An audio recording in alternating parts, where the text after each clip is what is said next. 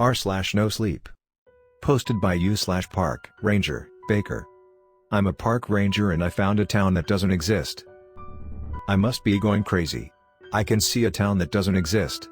My name is Samuel Baker, I'm a Yellowstone National Park Ranger and I need some advice. I've spent my entire career fighting wildfires for the National Park Service, and after 2 decades in the field I thought I'd seen everything.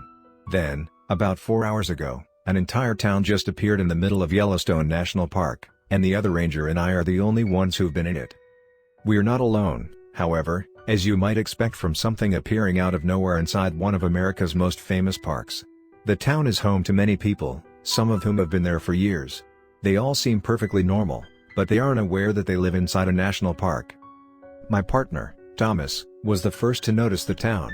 He'd driven into the valley a few hours before dawn one morning and saw a brand new sign on the road. "Welcome to Hungry Horse," it read. When he drove past the next bend in the road he saw the motel. That's when he turned around to come and get me. The two of us had driven up the valley together in our trusty old Chevy Blazer and taken the long way around because we hadn't wanted to pass through the town until we were sure what it was. We parked at the base of the mountain and hiked up.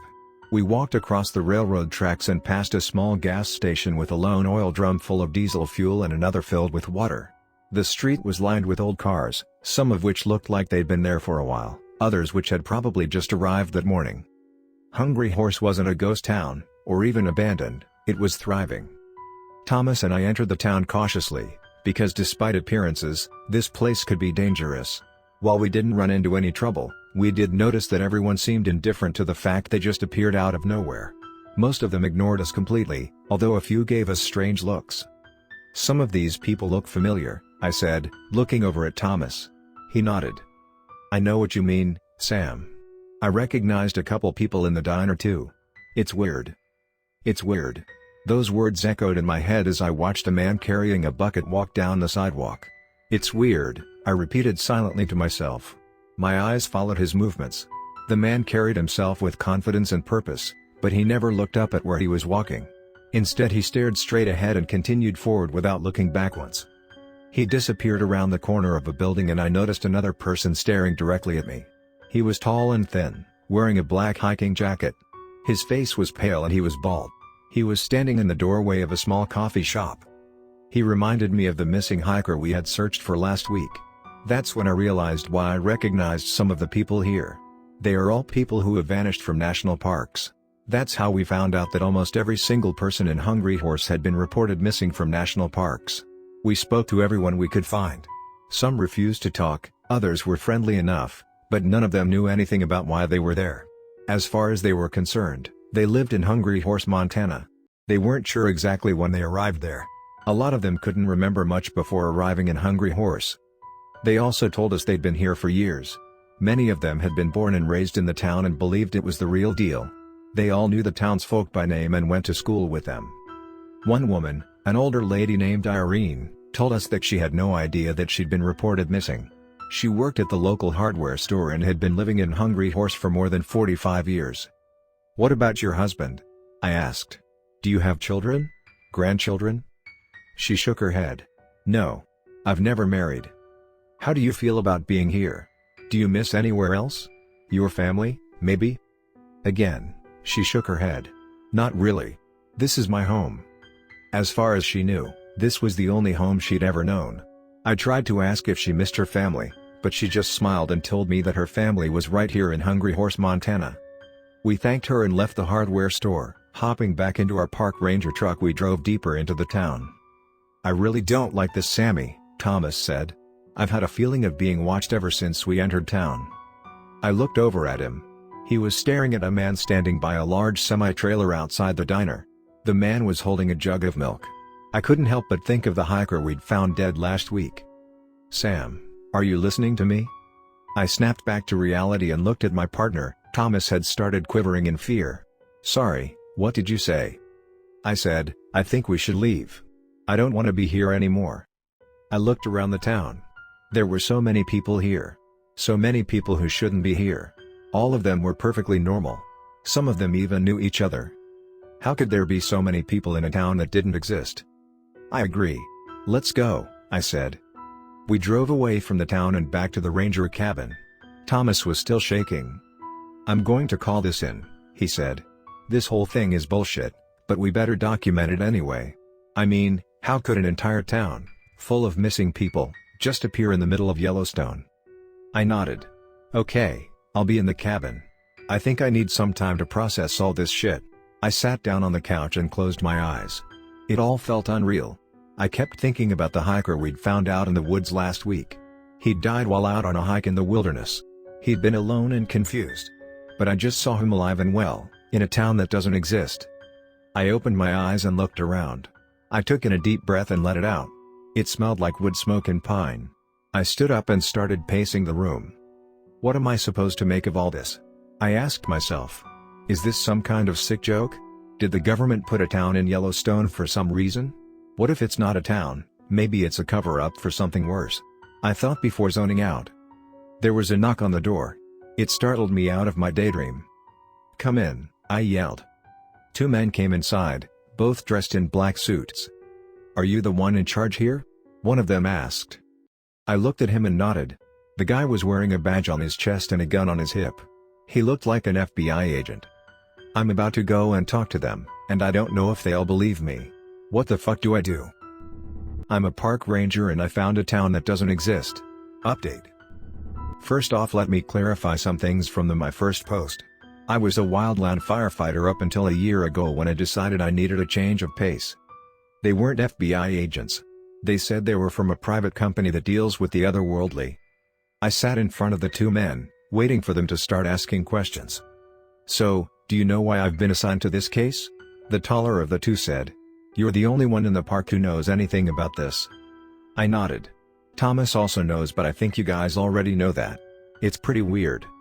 The town you described doesn't exist. Not according to the GPS and satellite data." "Yes it does," I answered, surprised. "It's a lie," the second man said. He had short blonde hair and wore glasses. "We checked every single point on the map, every house, every business. There is nothing there." "Bullshit. You can't tell me you've been everywhere in the park and haven't noticed it," I said angrily. "When I first came to the park, I saw the sign for Hungry Horse. I thought it was a joke at first, but then I saw the motel, the gas station, the diner, the hardware store, and I saw the people inside them." The man with the glasses nodded slowly. "But we've checked every inch of the surrounding area. We've looked at aerial photos, satellite images. We've even flown over the valley with a helicopter." "Well, maybe you should have a look again. Maybe you missed something," I said defiantly. "We did. There's nothing there. It's not possible." "Do I have to fucking show you where it is myself?" I asked. Both men exchanged glances. Then the shorter one nodded. "Very well. If you're so sure you've seen something unusual, we'll take you there." "Thank you," I said. I got out of my chair and followed the 2 men out of the cabin. They were in their early 50s, both with short hair and blue eyes. They were talking quietly to each other as I followed them out of the cabin to their unmarked car. "Now," the man with the glasses said, "if you could just lead us to your town." "Sure," I replied. We drove deeper into the park. Our vehicle was equipped with a topographical GPS system, which made it easy to navigate through the rugged terrain. After an hour of driving, we came to a hill overlooking a wide valley. We passed the sign for Hungry Horse. "Did you see the sign?" I yelled. The men just looked at each other. "I'm sorry, what?" the shorter one asked. "There's a sign here. It says Hungry Horse, right?" The man shook his head. "I don't see anything." He pulled off the road and stopped right before the sign. He turned off the engine and looked at me. "Maybe we should get out and look again," he suggested. I agreed. I got out of the car and ran over to the sign. "It's right here," I shouted. He walked up behind me and looked over my shoulder. "What the hell is this?" "It's a sign. It says Hungry Horse," I yelled. He looked at me and glared. I grabbed his arm and pulled him over to where I could see the sign. "Can't you read?" He pulled away and rolled his eyes. "Read what?" "It says Hungry Horse," I yelled. "What the hell are you talking about?" He yelled back. I pointed at the sign. "Look. The name of the town." The man sighed. "There's no sign there." I got angry and was about to yell at the agent when out of the corner of my eye I saw someone walking towards us from the out of the woods in the direction of the town. It was Irene, the older woman from the hardware store. My eyes lit up and I pointed at her. "Irene," I yelled excitedly. The agent turned to face the old woman. His eyes widened in surprise and he opened his mouth to say something, but before he could, Irene hit him and sent him flying into a tree. "You shouldn't have come back, Ranger," she hissed. With lightning speed, she charged the agent with the glasses. "Run," I yelled and jumped into the car. It was too late for the agent. Irene had already snapped his neck. I frantically ran back to the unmarked car and tried to start it. The engine sputtered and failed to turn over. Irene stood directly in front of me, blocking my path back to the cabin. "What the fuck are you?" I yelled. "You should have never come here," she said. "You have no idea what you're getting yourself into." "What the hell is going on?" I yelled. She snarled and lunged forward. Her teeth had grown sharp and she snapped at me, but I evaded her bite and rammed my fist into her stomach. "God damn it," I yelled. I grabbed her shoulders and threw her into the side of the car. She slid across the hood and fell to the ground. I jumped around the car and kicked her once in the ribs. "I'm going to kill you," I said. She smiled. "I've been dead for years, honey." I was about to punch her again when a hand grabbed my arm and yanked me backwards. I spun around and stared at the person who grabbed my arm. It was Thomas, my partner. He had followed the agents and I. "What the hell are you doing?" I yelled. "Don't be stupid. We have to get back to the cabin." I looked at him and shook my head. "No. We can't run from these things," I said, flabbergasted. "What the hell is wrong with you?" He slapped me hard across the face. "Shut up. Shut the fuck up. Just shut up." I rubbed my cheek and looked at Thomas in disbelief. "What the hell are you talking about?" His eyes were wide open with panic. I heard Irene starting to get up. "You have to leave now. Right fucking now." He grabbed me by the collar and pushed me into the driver's seat of the dead agent's car. "Get in," he yelled. "And drive." "What about you?" I asked. "I can't fight them anymore. You know how many Rangers they've taken?" He said, "Just get out of here. We just found out about the town yesterday." "How do you know this shit?" I yelled. "You just found out about the town." He replied. "The fuck does that mean?" "Just go. I'll keep Irene occupied. Get back to the cabin and read my journal." "I don't believe this shit." He nodded. "I know." I pulled a 180 and sped back down the road towards the cabin. I saw Thomas jump on Irene in the rearview mirror. He looked bigger than he usually does. He was standing on top of her, pinning her arms to the ground. "Fuck you," Irene yelled. Thomas punched her in the face and she went limp. "Stay down, bitch." The last thing I saw was Thomas running towards the town. I'm back at the cabin and reading through his journal. There's so much I never knew about him. I'm a park ranger and I found a town that doesn't exist, Part 3. Hey guys, it's Sam again. I've finished reading Thomas's journal. I can't believe I trusted him. Thomas knew everything. He knew what the town was all along. He knew Irene would come after me. And he didn't tell me anything. I feel like such an idiot. Every single national park has one of these towns. He had been the head of a team of people called the Watchers, a branch of a company called ARC, Anomaly Research Corporation, assigned to monitor Hungry Horse. To make sure that the people who go missing in national parks are found before the town can get them. Jesus Christ, why didn't I figure this out sooner? Why did I trust him? Stupid, Sam. I read some more of his journal. It explains that the towns might be sentient and can choose who can see and interact with them. And how national parks are only founded when one of these towns blink into existence. Yellowstone is the first and has the largest town. But the towns aren't the main threat. It's what the people who get taken turn into. When they get taken, their minds are changed and become something else. Something sinister. I flip to another page and it explains that the town doesn't take everyone. Some people are harder for the town to influence, and they can resist its power. These people are called Watchers. Watchers can still be taken, but it's rare. I think Hungry Horse just took the last Watcher in Yellowstone. There's a phone number and a note written inside the front cover of the journal. It says to call the number if Thomas is missing or if he seems off, and to tell the person who picks up on the other end that Thomas has been compromised. This is fucking insane, I thought to myself. I set the journal aside and looked out the window. The sun was setting and it cast a beautiful orange glow over the mountains. I could hear the river flowing nearby. I heard a noise outside and turned around. A large shadow moved quickly across the trees near the cabin. I watched as it approached the edge of the woods. It was Thomas. He didn't look injured at all despite DH fight with Irene. I ran to the door and locked it as he stepped onto the porch. I looked out the window at Thomas. "Why aren't you injured?" I asked through the window. "They can't hurt me anymore," he answered. "Who are they?" I asked.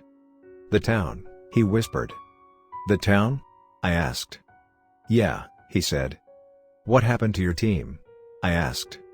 "He's dead," he said. "He's gone." "Is that why you never told me about the town?" I asked. "I didn't want to scare you," he admitted. "How'd you know Irene would come after me?" I asked. "The town let me know," he said. "The town?" I asked. "What? You know what I mean," he said. "The town tells you stuff because you're a watcher?" I asked. "Yes," he whispered. "What the fuck?" I asked. "It's not important," he said.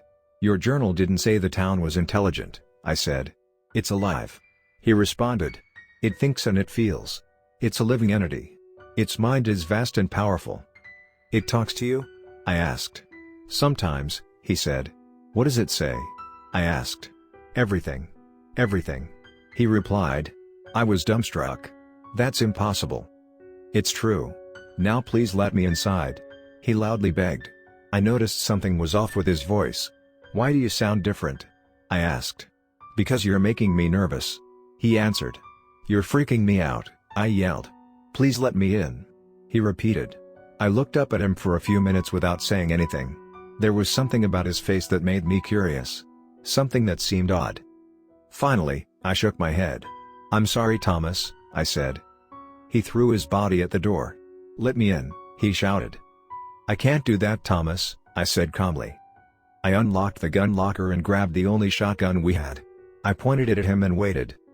Thomas stopped moving and leaned against the door. His breathing became shallow and quick. "Sammy, you're my best friend," he started to say. "I'm sorry, Thomas. But I can't open the door," I snarled. "Stop lying," he yelled. "Open the fucking door." He started throwing himself against it again. Panicking, I pushed the table and couch in front of it. "Samuel," he screamed. "Open this door." I just ignored him and went upstairs and laid on the bed. He kept banging on the door for an hour. Eventually, he stopped banging on the door, but I could still hear him yelling. "I think I might just call that number he wrote down in his journal. Maybe ARC will send someone to deal with Thomas." I dialed the number. It rang 3 times before a man picked up and said, "Hello? Thomas?" I sat there silently. "Hello?"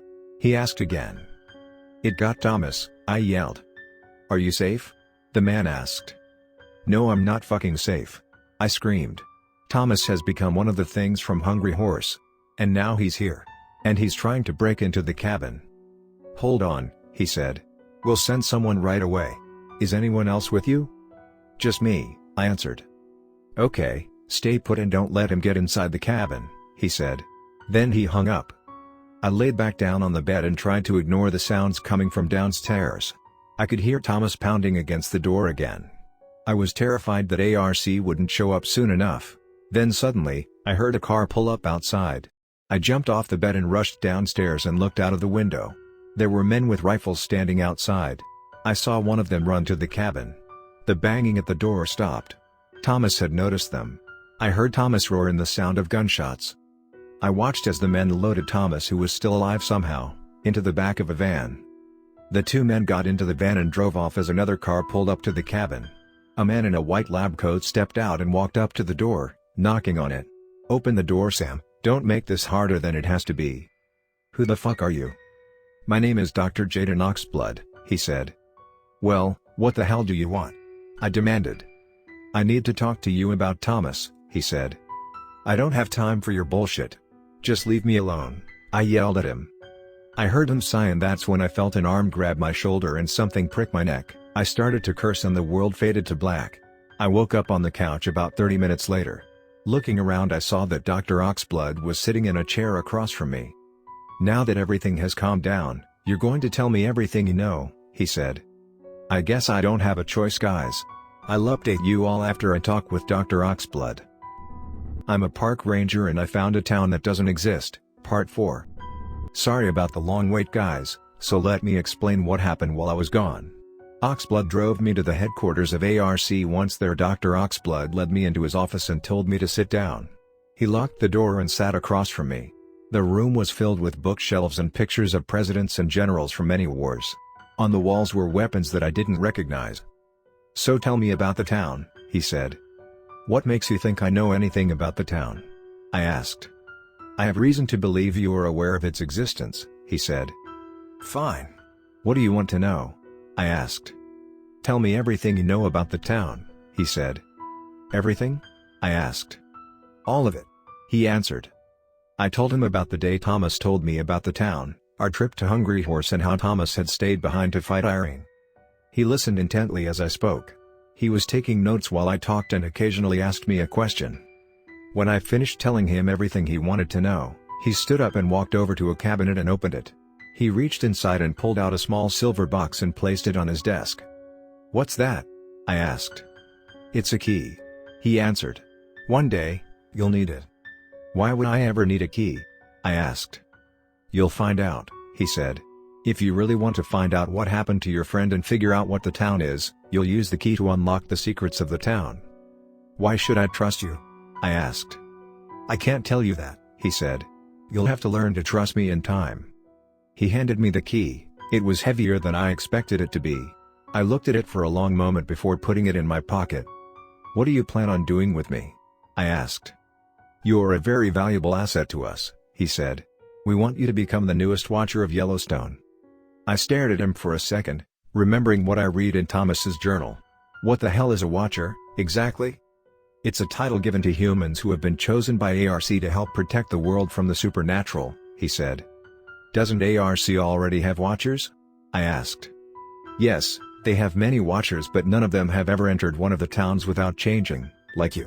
You are the first human to enter one of the towns and return without becoming a monster," he answered. I sat there and thought about it. "So if I agree to become a watcher, what are the risks?" I asked. "There are no guarantees," he said. "The risk of your life, your sanity, and possibly losing your humanity are all high." "So what happens if I decline?" I asked. "We will kill you," he answered. I laughed. "Why do you think I'll accept?" I asked. He smiled. "Because you want to save your best friend Thomas and you want answers." "Are you saying you can give me those answers?" I asked. "Not yet," he said. "But once you become a watcher, I will be able to teach you everything you need to know." "How long until I can become a watcher?" I asked. He smiled. "You've been a watcher ever since you read the journal." I stared at him for a minute before shaking my head. "You can't be serious," I exclaimed. "I am completely serious," he said. I sighed. "All right, so what exactly do you expect me to do? I don't know any more about the towns than you do." "I know that much," he replied. "So why did you ask me here then?" I asked. "To offer you a job," he said. "A job?" I asked. "Yes, a job as a watcher. I want you to become one of us," he answered. "What kind of job?" I asked. "In order to become an official watcher, you must become a member of ARC," he answered. "What does that entail?" I asked. "You will have to sign an agreement stating that you will work for us.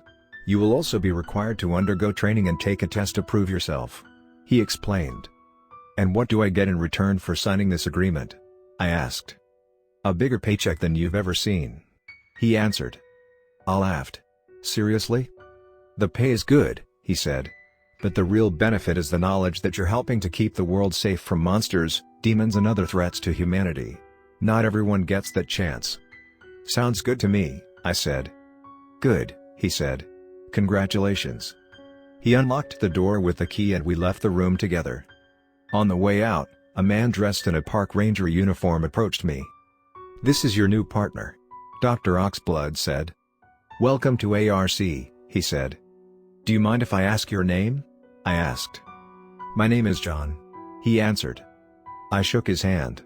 "Nice to meet you, John." "Likewise," he said.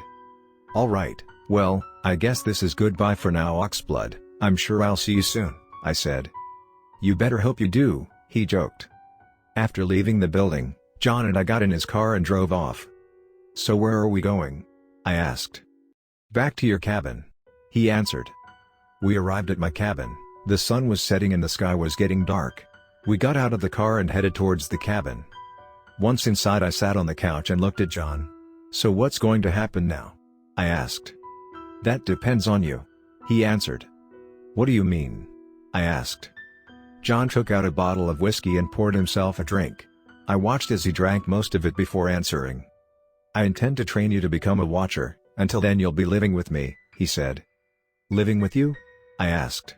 "For the next couple of months," he answered.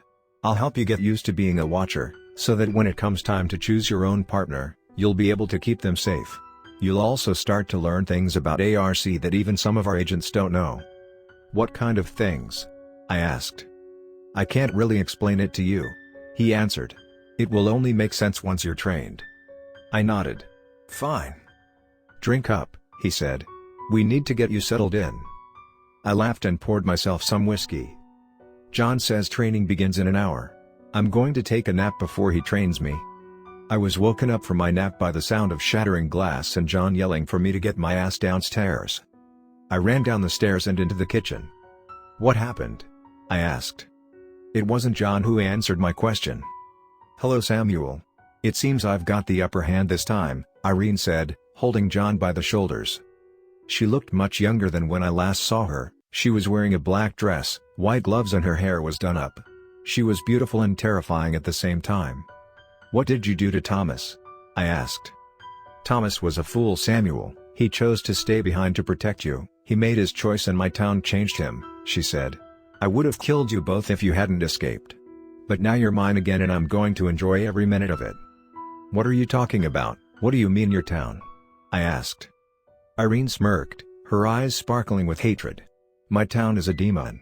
The town is a creature created by the demon king Azazel. He built our town to serve as his prison. He put all the monsters in it so they could one day be released upon your world." I was speechless. My mind was reeling from the news of the town. "Who are you?" I finally managed to say. "I'm the gatekeeper of the demon kingdom. I'm here to destroy the world and end life as we know it," she said. "Let me go," John shouted. She slammed him against the wall and held him there with ease. "You're not going anywhere until I decide otherwise," she said, smiling. "Release him," I yelled. She looked at me and laughed. "You don't seem to understand, Samuel. I control this place. Nobody is going to help you." She let go of John and walked towards me. "You don't scare me, and I know you can't hurt me," she said. That's when I remembered the silver key Dr. Oxblood had given me. "Where did you get that?" she snarled. "Wouldn't you like to know?" I quipped back at her. I suddenly felt something strange. It was like my body was being pulled away from my soul. I struggled to hold onto it. "What are you doing?" she screeched. I tried to resist, but it was too late. My soul was gone. "Give me the key!" Irene screamed, running towards me. Suddenly I was back in my body again. I was kneeling on the floor in front of Irene, holding onto my head with one hand and clutching my chest with the other. I could see everything in slow motion. I watched as Irene charged towards me, her face twisted with rage. I stood up and grabbed her by the neck, squeezing tightly. "Let go of me!" she screeched. I squeezed harder. I felt her throat bulge and blood begin to leak out of her mouth. I threw her through the window she had broken in through.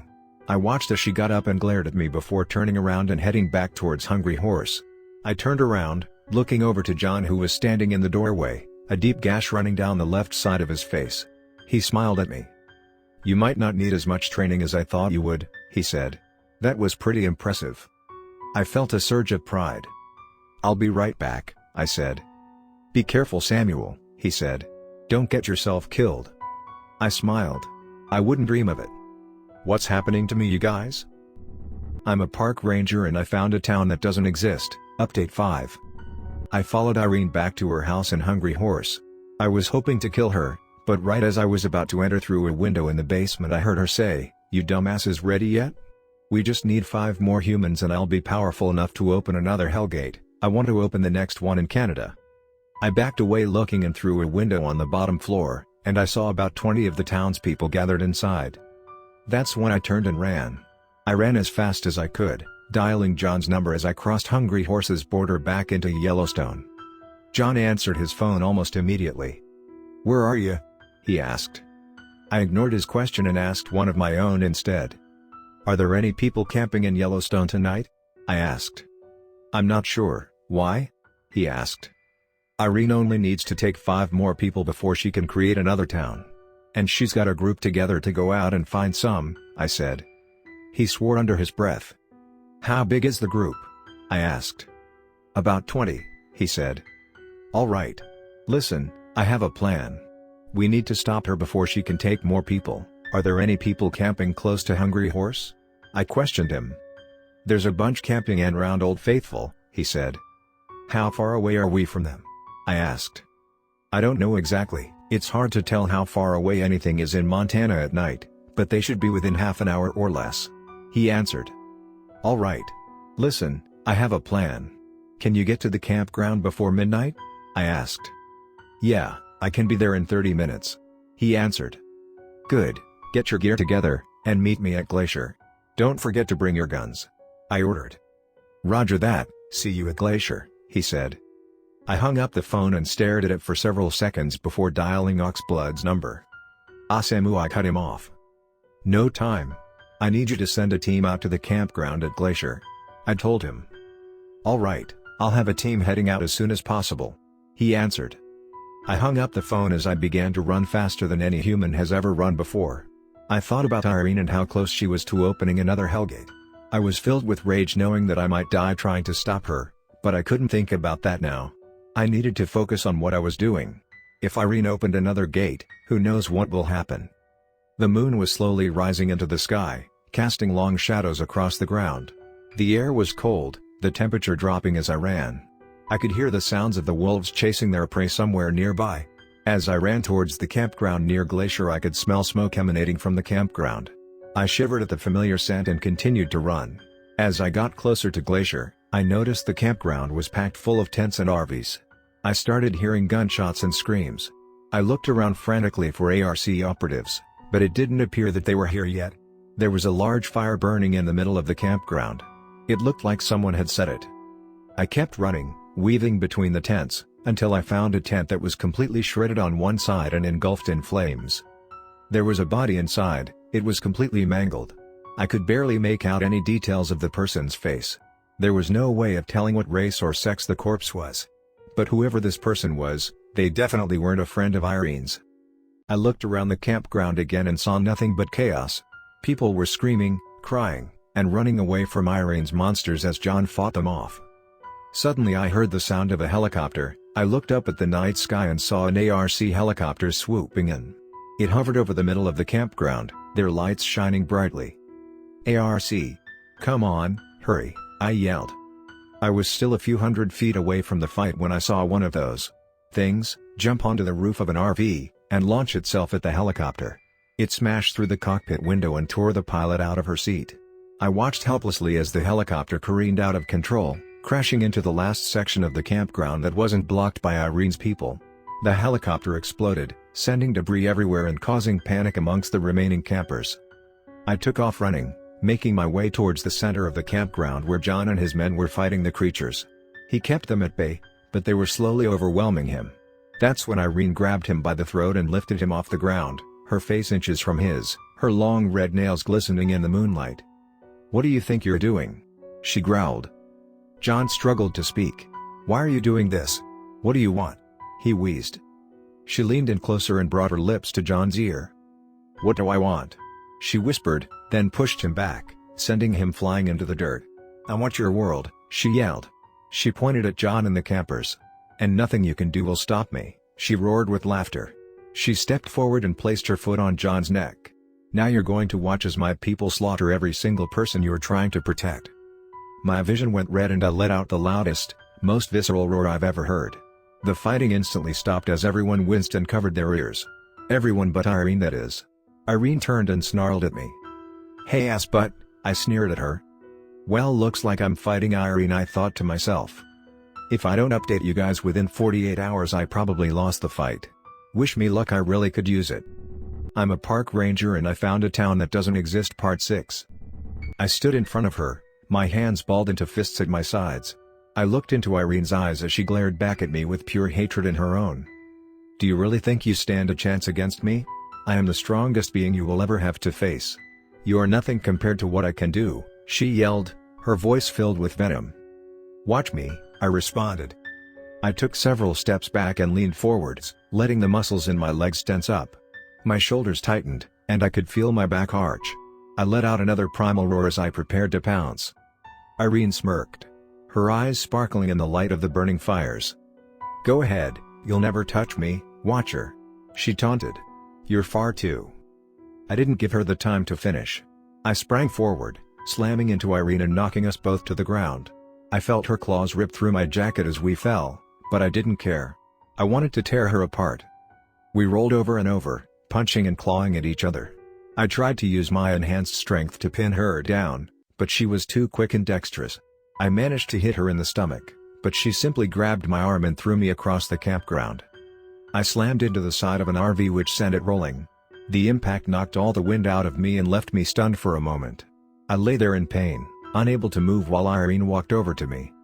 "You should have stayed in your cabin, you pathetic little Watcher," she screamed. I rolled onto my back and wiped the blood from my mouth as I watched her approach. "I'm going to enjoy ripping you apart," she said. "Not if I can help it," I growled. I rose to my knees and let out a defiant roar. "I'm going to end you, Irene," I said. She laughed. "Do you know how many Watchers before you thought that?" she taunted. "Maybe I'll be the first to actually do it," I said. "Won't be the last. I've been killing Watchers since before you were born. And I'll continue to kill them until my power is absolute," she said. "Not today," I promised. I didn't have to wait very long to test my words. Irene charged at me, and with one fluid motion, I grabbed her by the neck and flung her to my right. She smashed into a picnic table. The force of the impact knocked the entire thing over, spilling food and drinks everywhere. Irene let out a scream of anger and frustration as she scrambled to her feet. She picked up the picnic table and threw it at me. I used my enhanced strength to leap out of the way, but the table splintered and cracked against the side of an RV. I turned to see Irene charging at me again. I sidestepped her attack and punched her in the stomach. She grunted and doubled over, falling to her knees. I kicked her in the face, sending her crashing backward. Irene got to her feet and charged at me once more, swinging the broken remains of the picnic table around like a weapon. I ducked under it and kicked her in the chest, slamming her back into a tree. She fell to the ground, gasping for breath. Irene struggled to get to her feet. "You won't kill me. You'll never be able to kill me," she said. I could tell she really was starting to doubt that. "You're wrong. We both know I can," I said. Irene finally was able to stand up. She brought the broken remains of the picnic table around like a shield. "Come on then, Watcher. Let's finish this." I lunged forward, my hands outstretched. I slammed them into the wooden railing of the picnic table, shattering it and knocking Irene to the ground. I grabbed her by the throat and lifted her up off the ground. "You will pay for everything you've done. Every life you took," I growled. "You'll never kill us all," she spat in my face. "More of you humans join us every day." She began laughing. I gripped her head and twisted hard. Her neck snapped like a twig and the red light faded from her eyes. I turned to look at the chaos that was taking place in the campground behind me. I let out a primal, earth-shaking roar and tore into the last of Irene's group. My rage was so powerful that the ground shook and trees toppled. The sound of metal screaming in protest echoed throughout the night as I fought. It was beautiful. I lost track of time as I killed each and every one of them, leaving no survivors. They had made their choice, and now they would suffer the consequences. The carnage was horrible, and I hadn't even reached Hungry Horse yet. I tore the last of the group apart as I reached the town, and as I did, the sun finally started to rise. And the residents of Irene's town were already up and about. They were in for a surprise. I started at the diner, tearing the door off the hinges and slaughtering every last resident inside. I stormed through town, destroying anything that got in my way. I moved quickly and efficiently, tearing through a row of houses, smashing through walls and breaking furniture. The citizens were panicked. They were running everywhere, trying to escape, only to find themselves trapped in the middle of my rampage. I heard the screams and cries of terror as I destroyed the town, and soon it was done. I had slaughtered everyone who lived there, and I was left standing in the center of a pile of dead bodies. It was over. Irene had failed. The people of her town were gone. I grinned and called Dr. Oxblood. He would definitely enjoy hearing about this. "Good job, Samuel. I heard it was quite the show." "I wish I'd been there to witness it," Oxblood said. "It was incredible. I don't think I'll ever forget it." I replied. "Excellent work, Samuel. Your work here is done. Go home and take some time to rest. There will be more blood to spill soon enough. These towns aren't the only weird thing about national parks, Oxblood said. Understood, I said. I'll contact you when I need you again. Oxblood added. I hung up the phone and closed my eyes. What was next? I couldn't wait to find out. I'll let you guys know when I encounter other anomalies. Thanks for all the advice.